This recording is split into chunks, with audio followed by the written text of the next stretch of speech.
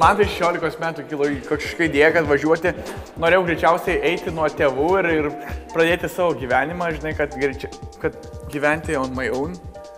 Universitetai organizuoja priėmimus. Jie pasitinka tave oro uoste, jie tave palydi, jie tau parodo, kur eiti, ką daryti. Ir jie iš tikrųjų tave priima kaip tokį, sakykim, naujagimį, nes jie supranta, kad tai yra labai didelis skirtumas. Danijoje gaunasi pigiau tas bakalauras gauti. O labiau pažvelgi tą dalyką, kad Lietuvoje yra 4 metai. Danijoje visgi yra 3 metai. Kada jūs gausite dar geresnį galimybę išvažiuoti ir pamatyti pasaulį? Be to, iš tikrųjų, kiekvienas žmogus nori, nenori, žiūrisi, kas jam yra geriau. Nori savo geriau, paskui turbūt ir savo šeimai kažką sukurti geresnį. Ir aš manau, išvažiavę, pirmas žingsnis į geresnį ateitį yra gero lygio studijos ir išvažiavimas į užsienį, manau, labai padeda dėl to.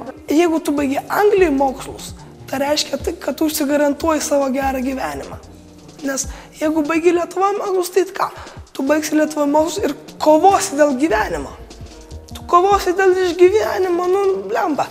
Jeigu aš įstosiu į universitetą Lietuvoje, aš turėsiu gyventi su mama iki 30 metų, negalėsiu pradėti gyventi pats. Neturiu tam sąlygų ir neturiu tam galimybių. Ir mane tas labai motyvavo. Aš norėjau pradėti viską pats, nuo pradžių. Ir būti visiškai nepriklausoma asmenybė, pats daryti tokius svarbius sprendimus. Taip, Lietuvoje gal kai kuriems studijuoti yra gerai, bet jeigu nori kažko daugiau, jeigu tu nori gauti praktikos ir ne tik mokslo, ir nori gauti gyvenimo praktikos, tai užsienis yra vienintelė išeitis.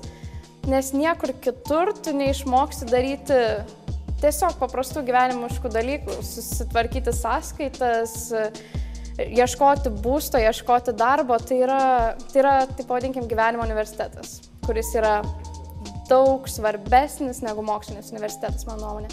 Ir kai sudedi šiuos du, tai tu tampi tiesiog labai norimas darbdavių žmogus. Paprasčiausiai. Aš sakyčiau, kad nereikia bijoti, bet kada tiesiog visada reikia kažko pamėginti. Išvažiuosi, pasimokysi pusę metų, blogiausiu atveju grįši į Lietuvą įstosiu.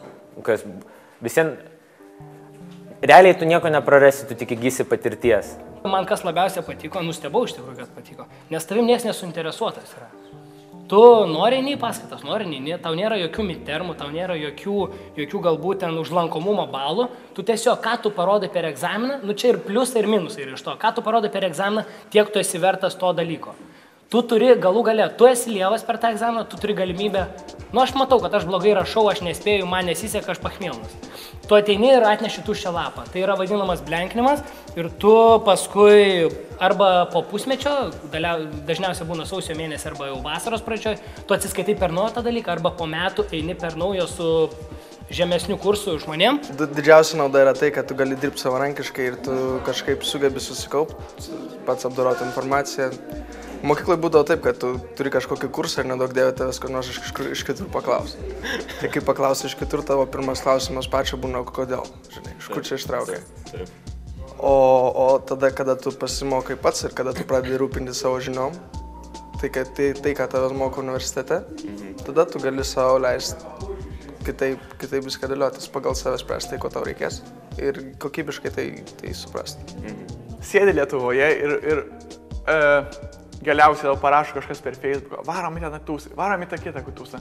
Ir tu sakai, ne, tu atrodo kažkaip, nekoks. Tu galiausiai, jeigu tu ir pasakai, kad ne, bet galiausiai iš tave pasako tau, kad tu išvarytum tenais. Kaip būna Danijoje, tu vis tiek mažiau turi draugų negu šiandien Lietuvoje. Siauras pakankamai lietuvių vis tiek nori bendrauti su lietuviais, nes yra savęs mentalitetas. Ir tu pasakai, kad ne, dabar negaliu, dabar mokausi. Ir tu kažkaip atsiduodi tą mokymuisi, tarkim, 5 valandas. Tu Lietuvoje net nesvajotum, galvotum, koks turnius gali mokintis 5 valandas. Ir čia kažkaip atsiduotam 5 valandų, pasimokai ir kažkaip galvoji, geras.